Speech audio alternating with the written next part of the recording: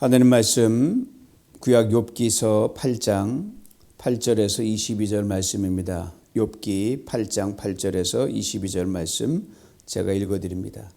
청하건대 너는 옛 시대 사람에게 물으며 조상들이 터득한 일을 배울지어다.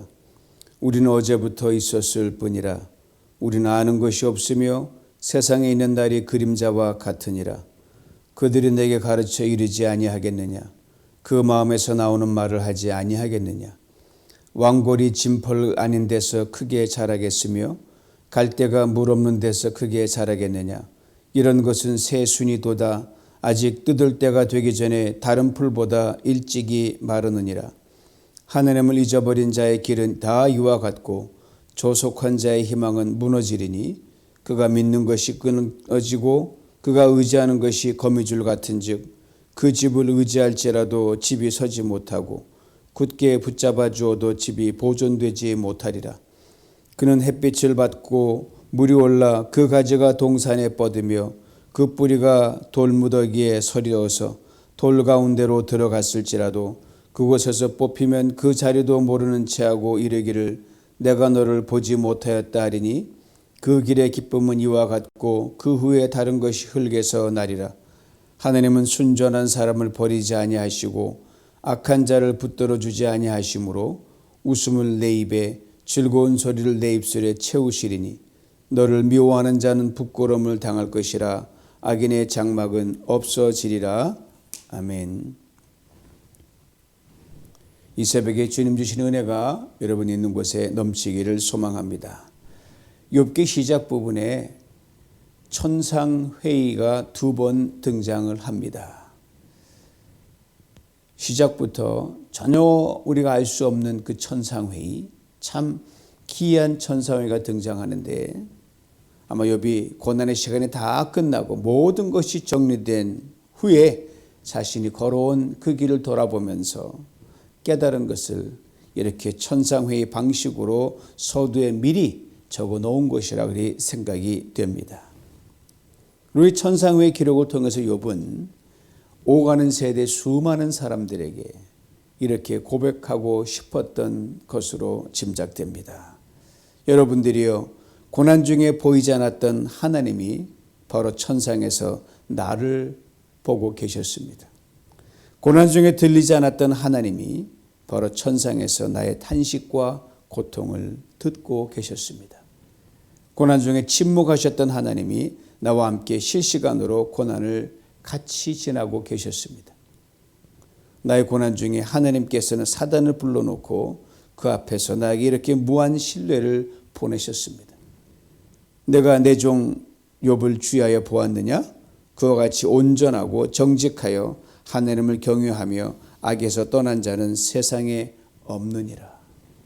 그러기에 욥기의 시작 부분에 등장하는 이 기이한 천상회의는요, 서론이 아닌 욥기의 결론입니다. 그러나 고난을 지나는 중에 욥은 이 하나님을 볼 수 없기에, 이 하나님을 들을 수 없기에, 함께 하심을 느낄 수 없기에 욥은 그토록 괴로워했으며 그 이름대로 내 하나님은 도대체 어디 계시냐고 그토록 눈물 가운데 고통 가운데 절규했습니다. 그래서 욥은 누군가의 위로가 정말 절실했습니다. 그러던 중 때마침 먼 친구들이 욥을 찾아옵니다. 욥을 찾아온 친구들이 욥이 얼굴을 알아볼 수 없을 만큼, 형체를 보고 날 수 없을 만큼 망가진 것을 보고 몹시 슬퍼했습니다. 할 말을 잃었습니다. 그렇게 말없이 일주일을 욥과 그들이 함께 해 주었습니다. 이런 친구들을 보면서 욥은요, 이렇게 굳게 믿었습니다. 이런 친구들이라면 내 이 괴로운 심정을 다 털어놓을 수 있겠다. 그리고 나를 진심으로 위로해 줄 것이다. 그렇게 생각하고 추호도 의심하지 않았습니다. 이것을 분명하게 짐작하게 해주는 욥의 고백이 있습니다. 욥기 6장 14절 말씀인데 들어보세요. 낙심한 자가 비록 전능자를 경외하기를 저버릴지라도 그의 친구로부터 동정을 받느니라. 낙심한 자란 욥 자신을 가리킵니다. 뭐 하나부터 열까지 고난의 그 모든 실시간 동안 하나님은 꽁꽁 숨어 계시고 나타나지 않으셨으니까 과연 이런 하나님을 내가 섬겨도 되나? 이런 하나님을 계속 믿어야 되나? 그러한 마음이 들어 근본부터 욥은 흔들렸습니다. 왜 그렇지 않았겠어요? 하늘의 우리가 전혀 보이지 않는 가운데서 욥은 다른 친구들의 위로와 동정을 받을 수 있다고 욥은 굳게 믿었습니다. 다름 아닌 바로 일주일 동안 침묵 속에서 자신과 함께했던 그 친구들 보니 그래 하나님은 멀리 계셔도 너희들은 가까이 있으니 하나님은 안 보여 너희들이 이렇게 보이니 너희들이라도 내게 위로가 될 수 있겠다. 그리고 욥은 그렇게 생각했습니다. 그래서 그 입을 열었지 이 친구들에게 속에 있는 모든 걸 꺼내서 깊은 탄식으로 토해냈습니다. 그런데 욥에게 돌아온 것은 위로가 아니라 엘리바스란 친구가 속사포처럼 내뿜어대는 비난과 정죄의 말이었습니다. 그의 말을 요약하면 이렇게 됩니다.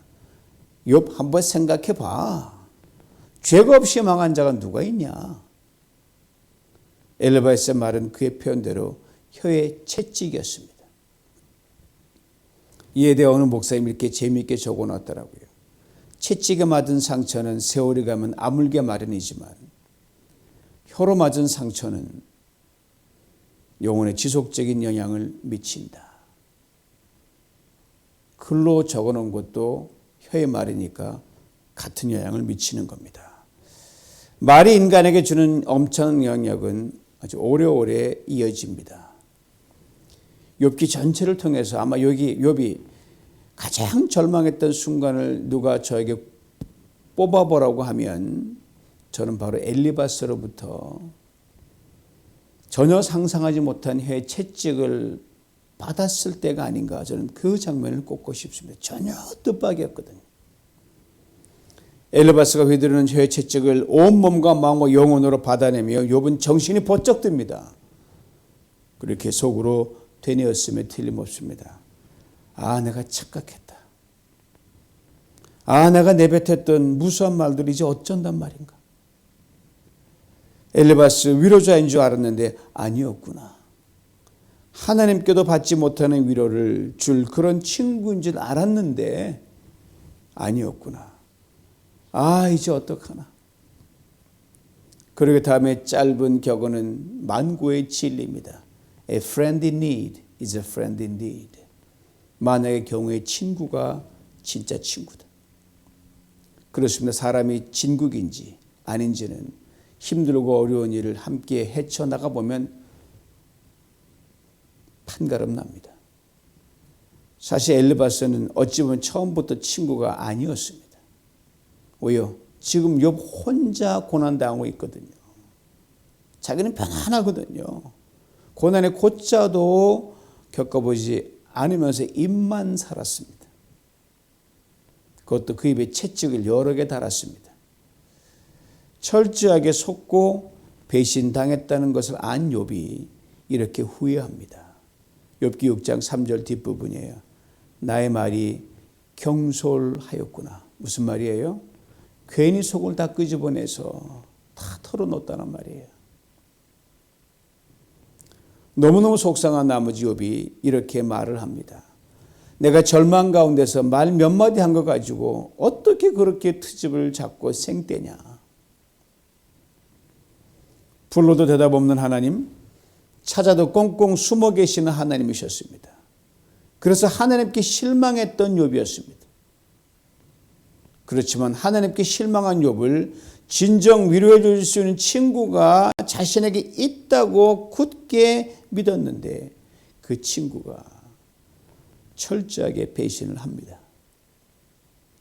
하나님께 실망, 친구에게 실망을 당한 욥이 하나님께 이렇게 탄식합니다. 욥기 7장 15절이에요. 내가 이렇게 사느니 이런 몸으로 이런 몰골로 삶을 계속하느니 차라리 숨이 막혀 죽기를 원합니다. 그리고 하나님 이렇게 마구 탄식을 쏟아냅니다. 사람이 무엇이기에 주께서 그처럼 소중히 여기셔서 많은 관심을 쏟으시고 아침마다 살피시며 매 순간마다 시험하십니까? 주께서는 어째서 잠시 동안도 내게 눈을 떼지 않으시고 침 삼킬 동안도 나를 내버려 두지 않으십니까? 사람을 살피시는 주여, 내가 범죄하였다고 해도 그것이 주께 무슨 해가 됩니까? 어째서 나를 관역으로 삼으셨습니까? 내가 그처럼 주님께 큰 짐과 무거운 부담이 되는 존재입니까? 어째서 주는 내 허물을 용서하지 않으시고 내 죄를 씻어주시지 않으십니까? 나는 곧 죽어 흙에 눕게 될 것입니다. 그땐 주께서 나를 찾아도 내가 이미 사라지고 없을 것입니다. 오랜 세월이 흘러 그저 이렇게 글로만 읽는데도 욥의 고통이, 욥의 절망이 우리 가슴 이렇게 후벼 파는데, 당시 고통을 실시간으로 지나갔던 욥은 어떠했을까를 조금은 짐작하게 됩니다. 그의 마지막 말이 너무 애절합니다. 나는 곧 죽어 흙에 눕게 될 것입니다. 그땐 주께서 나를 찾아도 내가 이미 사라지고 없을 것입니다. 참 애절한 말이죠. 하나님 날 그렇게 사랑하신다면요, 찾아보세요. 나 죽고 없는데 어떡하실 겁니까? 라고 마지막으로 때를 쓰며 몸부림 치는 욥의 절규입니다. 엘리바스의 혀의 채찍을 받으면서도 자신의 고난이 얼마나 무겁고 견디기 힘든 것인가를 엘리바스가 다시 한번 욥이 솔직히 털어놓습니다. 그러면서 자신이 이 말을 듣고 이번에는 곁에 있는 다른 친구들이 혹 자신을 위로해 주지 않을까라고 욥은 그렇게 기대했습니다. 이번에는 빌닷이라는 친구가 자리에서 일어나 입을 열어 욥에게 말하기 시작합니다. 욥기 8장 2절이에요. 내가 어느 때까지 이런 말을 하겠으며 어느 때까지 내 입의 말이 거센 바람과 같겠는가. 쉽게 풀면 이렇게 됩니다. 욥, 그 거친 입 좀 꼭 다물고 잠자코 있어, 이 말이에요. 욥의 입이 거칠다는 것, 욥이 욕을 한 것도 아니었습니다. 여러분, 너무 힘들어서 죽고 싶다. 하나님 제게 도대체 왜 이러세요? 라고 강하게 탄식을 토해냈을 뿐입니다. 여러분, 고통 중에 내뱉는 탄식이 어떻게 순할 수 있겠습니까? 고난 중에 내뱉는 탄식이 어떻게 감미로운 미로일 수가 있겠습니까? 원색적인 표현이 들어갈 수밖에 없습니다. 이게 되레 솔직하고 정직하고 진실한 것입니다. 그런데 빌닷은 이것을 트집 잡고 있습니다. 우리 욥의 가슴 후벼팝니다. 욥기 8장 3절로 4절입니다. 하나님이 어찌 정의를 굽게 하시겠으며 전능하신 이가 어찌 공의를 굽게 하시겠는가. 내 자녀들이 주께 죄를 지었으므로 주께서 그들을 그 죄에 버려두셨다. 욥의 자녀들을 어떻게 대하고 평상시에 살았는지 익히 잘 알고 있는 빌닷이에요. 졸지에 비명 횡사했다는 그 사실 하나만 가지고 욥의 자녀들의 죽음에 죄와 하나님의 공의의 심판이라는 공식을 갖다 붙입니다. 고통을 겪고 있는 욥을 볼 때 빌닷은 욥이 죽을 죄를 졌고 욥의 자녀들이 이미 죽었으므로 욥보다 더 큰 죄가 있었다라고 그렇게 굴레를 씌우고 있습니다. 욥이 보지 못한 하나님, 당연히 빌닷은 못 보죠. 그런데 빌닷은 마치 하나님을 본 것처럼 자기가 하나님의 자리에 서서 그 하나님 대신하고 있습니다. 그러면서 까닭없이 고통당하는 사람들을 그들이 처한 상황의 표면적 모습만 보고 정죄와 심판의 굴레를 뒤집어 씌웁니다. 빌닷은 다르겠지 하고 위로를 기대했는데 욥은 철저하게 그 위로를 거절당하고 맙니다. 빌닷 그의 변론을 이어갑니다. 욥기 8장 5절 6절입니다. 내가 만약 하나님을 찾으며 전능하신 이에게 간구하고 또 청결하고 정직하면 반드시 너를 돌보시고 내 의로운 초소를 평안하게 하실 것이다. 욥이 누구였습니까? 하나님도 인정한 사람입니다. 그 의가 하나님 의에 닿았기 때문이 아닙니다. 그가 하나님처럼 청결하고 정직해서 그런 것도 아닙니다. 어떤 상황에서도 욥은 하나님의 편에 늘 서기를 누구보다 힘쓰고 앞섰기 때문입니다. 이 욥의 중심을 하나님이 보셨어요. 그 남보다 상대적으로 거룩하고 의롭고 청결하고 정직하고 선을 행하며 살았던 것은 분명합니다. 그러나 욥이 의롭고 청결하고 정직하고 선을 행했기 때문에 하나님의 복을 누렸다는 것은 아닙니다. 그러되면 인간의 공로와 선행이 전제 조건이 되어야 합니다. 그런데 인간의 선행과 공로를 하나님 보시기에 얼마나 미약하고 얼마나 부족하고 얼마나 모자라고 자격미달입니까? 하나님 은혜로 인간을 잘 봐주셨기 때문에 복을 받아 누리는 것이요, 우리를 믿어주셨기 때문에 우리가 이렇게 살 수 있는 것입니다. 욥이 바로 그랬어요. 그리고 하나님의 은혜는 언제나 하나님의 공의보다 큽니다. 빌닷이 이것을 놓치고 만 것이고 보지 못했습니다. 그러므로 우리는 욥기 시작에서 욥을 설명하는 다음의 대목을 정말 잘 이해해야 합니다. 우스당의 욥이라 불리는 사람이 있었는데 그 사람은 온전하고 정직하여 하나님을 경외하며 악에서 떠난 자더라. 욥이 온전하고 정직하여 하나님을 경외하여 악에서 떠났기 때문에 하나님이 욥을 그토록 축복해 주신 것이 아니라 부족함에도 불구하고 허물만함에도 불구하고 죄와 실수투성에도 불구하고 자신의 인생에 들어오셔서 자신을 긍휼히 여기는 하나님의 은혜를 욥이 너무너무 깊이 깨달았기에 욥은 온전하게 살 수밖에 없었고 정직하게 삶을 꾸려 나갔었고 하나님을 경외하며 악을 멀리하는 삶을 살아가게 되었다는 말입니다. 은혜 안에 있는 자가 더 거룩하게 살 수 있습니다. 은혜 안에 있는 자가 더 충성되게 할 수 있습니다. 욥이 누렸던 축복이 사라진 것으로 욥을 정죄하는 빌닷은 욥의 축복의 근원이 바로 하나님의 은혜란 사실을 철저하게 놓치고 간과했습니다. 그렇기에 빌닷의 다음의 말은 공허한 신학적 수사로 들릴 수밖에 없습니다. 우리 모두가 너무 잘 알고 있는 욥기 8장 7절 말씀입니다. 내 시작은 미약하였으나 내 나중은 심히 창대하리라. 사업장이나 오늘 가정집의 벽에 심심치 않게 발견할 수 있는 성경 말씀 액자입니다. 이 말씀만 따로 떼어놓으면 사업과 가정이 잘 되기를 바라고 축복을 빌어주기, 이 말씀만큼 시기적절하고 딱 맞아떨어질 말씀은 없을 것입니다. 그러나 이제는 이 말씀이 어떤 상황에서 나온 것인가를 깊이 생각해 볼 필요가 있습니다. 고통 중에 있는 욥을 자녀 다 잃고 재산 다 잃고 이제 몸마저 지독한 피부병까지 얻은 욥을 혀의 채찍으로 가차없이 내리치는 과정 속에서 빌닷이 한 말이기 때문입니다. 내 시작은 미약하였으나 내 나중은 심히 창대하리라. 이 말이 욥에게 축복으로 들렸을까요? 천만의 말씀입니다. 욥의 가슴을 후벼 파는 그런 말이었습니다. 잠언 25장 11절에 이런 말씀이 있습니다. 경우에 합당한 말은 아로새긴 은쟁반의 금사관이라.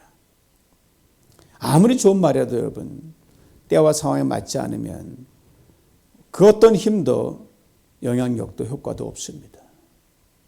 문자 그대로 허언에 불과합니다. 빌닷의 이 말, 욥에게 위로는커녕 가슴을 찌르는 날카로운 칼이었습니다. 상처 입어 피나는 욥의 등을 내리치는 채찍이었습니다. 정말 위로가 필요한 욥에게 너 그렇게 쓰러지고 망가지고 무너진 인생 왜 그렇게 되었는지 깊이 돌아보고 회개하라, 이런 정죄의 말이 그 안에 숨어 있었습니다. 이어지는 빌닷의 말, 아예 욥을 하나님을 떠난 자라고 낙인까지 찍어버립니다. 11절 말씀 봅니다. 왕골이 진펄하는 데서 크게 자라겠으며 갈대가 물 없는 데서 크게 자라겠느냐. 왕골, 돗자리 만들 때 쓰는 큰 풀들인데 이 풀이 자라려면 진펄이 있어야 합니다. 또 갈대가 자라려면 물이 많아야 됩니다. 빌닷이 말한 요지는 이거예요. 진펄이 없으면 왕골은 말라 죽고 물이 없으면 갈대 죽는다. 고로 진펄과 물은 생명과 같은 겁니다.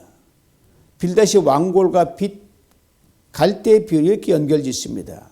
13절 말씀입니다. 하나님을 잊어버리는 자의 길은 다이와 같고 조속한 자의 희망은 무너지리니. 즉 하나님을 잊어버린 자의 길은 진펄이 없는 왕골이고 물 없는 갈대와 같다. 또한 조속한 자의 희망도 진펄이 없는 왕골이요 물 없는 갈대와 같다. 그리고 욥, 내가 바로 하나님을 잊어버리는 자요 조속한 자라고 빌닷은 욥을 무자비하게 유린하고 있는 겁니다. 빌닷이 자신의 독소를 계속 뿜어댑니다. 오늘 보면 14절 15절입니다. 그가 믿는 것이 끊어지고 그가 의지하는 것이 거미줄 같은 즉 그 집을 의지할지라도 집이 서지 못하고 굳게 붙잡아 주어도 집이 보존되지 못하리라. 요약하면 이런 말입니다. 욥, 너 그 많던 재산 어디 갔냐? 내 장성한 아들과 딸 어디 갔냐? 보라, 하나님을 잊어버리니까 다 소용없지 않더냐? 너의 든든한 집터는 또 어떻게 됐니? 내가 평생 의지했던 것들 거미줄에 불과하지 않더냐? 그리고 지난날 욥이 살던 좋은 집에 와서 지냈던 시절을 떠올리며 이렇게 비아냥거립니다. 그때 담재이가 너희 집 사방으로 뻗어나갔지. 나도 봤지. 참 좋은 집이구나. 널찍한 뜰과 정원 곳곳을 장식한 화려한 대리석과 돌들 틈 사이로 온갖 나무들이 그 틈으로 뿌리를 내렸던 걸 나는 기억하네. 이제 사방을 둘러봐도 형편없는 돌무더기뿐이지 않는가. 말라 죽은 담장이들, 나무들, 파헤쳐진 대리석과 돌틈 사이로 들풀이 피어나면서 이렇게 소리 지르는 소리 못 듣는가? 욥, 당신 누구요? 우리 당신 누군지 모릅니다. 다 잃고 다 무너진 욥을 한낱 들풀도 무시하는 신세가 되었다고 그렇게 욥을 처절하게 혀의 채찍으로 내리칩니다. 그리고 이렇게 말을 끝맺습니다. 오늘 보면 20절로 22절 말씀입니다. 하나님은 순전한 사람을 버리지 아니하시고 악한 자들을 붙들어 주지 아니하시므로 웃음을 내 입에 즐거운 소리를 내 입술에 채우시리니 너를 미워하는 자는 부끄러움을 당할 것이라. 악인의 장막은 없어지리라. 언뜻 보면 순전한 사람은 복받고 악인은 부끄러움을 당한다는 축복의 메시지처럼 들립니다. 그러나 빌닷은 자신이 이미 죄인으로 낙인 찍힌 욥에게 회개를 촉구합니다. 그러나 결코 욥을 위로할 생각도 없었던 빌닷의 이 회개 촉구도 진정성이 없어 보입니다. 이 모든 것을 다 잃어버린 욥, 몸도 다 망가지기에 인생의 종말이 그리 멀지 않은 욥에게 툭툭 던지고 마지막까지 소금을 뿌리는 잔인하고도 형식적인 말에 불과합니다. 그러기에 악인의 장막은 없어지리라는 이 말 속에 빌닷은 욥을 염두에 두었음에 틀림없습니다. 빌닷의 말, 선을 가장한 악이었습니다. 축복을 가장한 저주였습니다. 희망을 가장한 절망이었습니다. 빌닷, 지난 시절 욥에게 그토록 많은 인애를 업었던 자였습니다. 좋은 집에 와서 다 누리고 그렇게 좋아했던 빌닷이었습니다. 그러나 욥은 빌닷에게 따뜻한 위로의 말 한마디도 거절당하고 말았습니다. 그 유명한 빌닷의 말로 잠시 돌아가 봅니다. 내 시작은 미약하였으나 내 나중은 심히 창대하리라. 바른 말로 들리고 옳은 말처럼 들립니다. 그러나 진실이 없습니다. 옳은 말, 바른 말에 진실이 담겨져 있지 않을 때 여러분, 또 사랑이 담겨져 있지 않을 때 거기에는 그 어떤 위로도 없습니다. 정죄의 날카로운 혀의 채찍과 칼날만 숨어 있을 뿐입니다. 그러게 이 혀의 채찍을 맞고 칼날에 수도 없이 배임을 당했던 욥은 이렇게 우리에게 증언합니다. 옳은 말이 어찌 그리 고통스러운고. 옳고 바른 말, 옳고 바른 행함의 진실을 담고 사랑을 담아 고난 중에 위로하며 소망 중에 즐거워하고 어려움 중에 참고 기도하며 부지런히 게으르지 말고 열심을 품고 주를 섬기는 복된 우리들이 정말 되며 살아갈 수 있기를 주님의 이름으로 축원합니다. 하나님 여러분과 저를 반드시 도우실 것입니다. 기도합니다. 하나님 아버지, 우리 입에 얼마나 많은 말들을 띄우고 우리 속에 얼마나 많은 생각을 품고 살아가는지요. 하나님 그 안에 진실이 얼마나 담았는지, 사랑 얼마나 담았는지 오늘 욥기를 통해 다시 한번 우리를 돌아봅니다. 하나님 아버지, 우리 마음과 생각에 진실로 채워주옵소서. 사랑으로 채워주시옵소서. 정말 위로가 필요할 때, 정말 세움을 받아야 할 그럴 때 하나님 우리의 말과 우리 행함이 힘을 얻어 창조의 능력을 바라는 우리 모두가 될 수 있도록 축복하여 주시옵시고 그런 한 사람으로 주님 앞에 서서 살아가는 우리 모두가 되게 하여 주옵소서. 예수님의 이름으로 기도하옵나이다. 아멘.